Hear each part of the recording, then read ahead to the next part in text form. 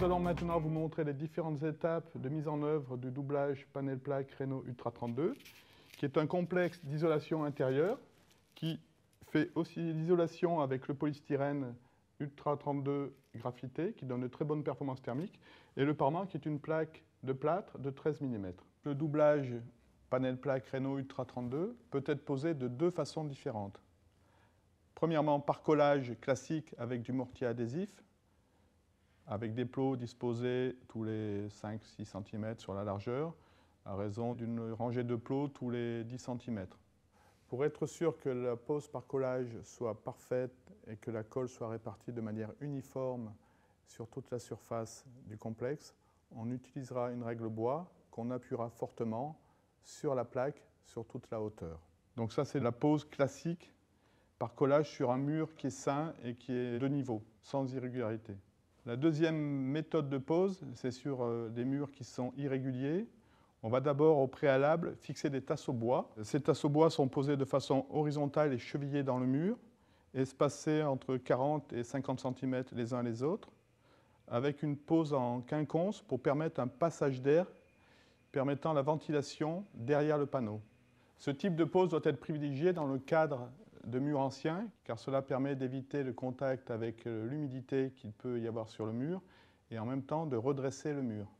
Autre avantage de la pose sur tasseau bois, cela facilite le passage de gaines électriques derrière le complexe sans faire de saignée dans le polystyrène et donc sans faire de pont thermique.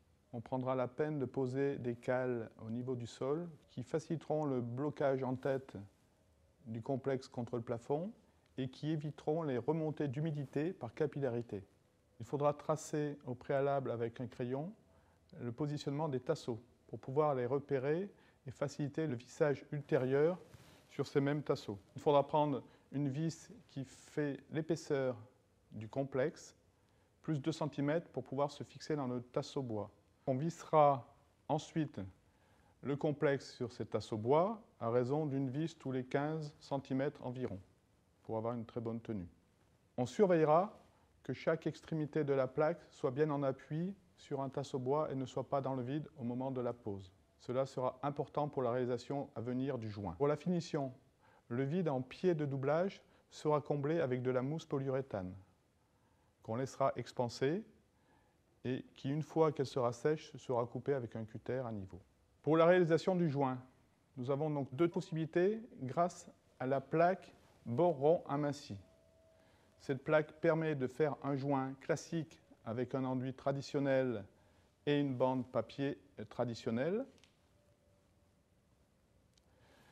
Cette plaque permet de faire un joint sans bande papier en utilisant l'enduit spécifique Knauf Unifloat.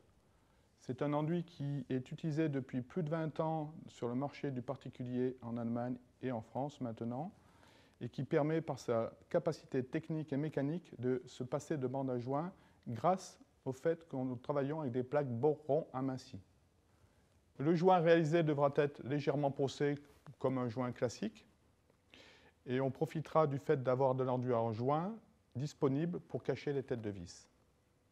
L'enduit Unifloat étant un joint durcissant très vite et ayant une très bonne résistance mécanique, il est conseillé de faire des petites gâchées car au bout de 20 minutes, il a déjà durci. Une fois que le joint est parfaitement sec, poncé, on peut directement intervenir et peindre et le joint et la plaque dans sa totalité.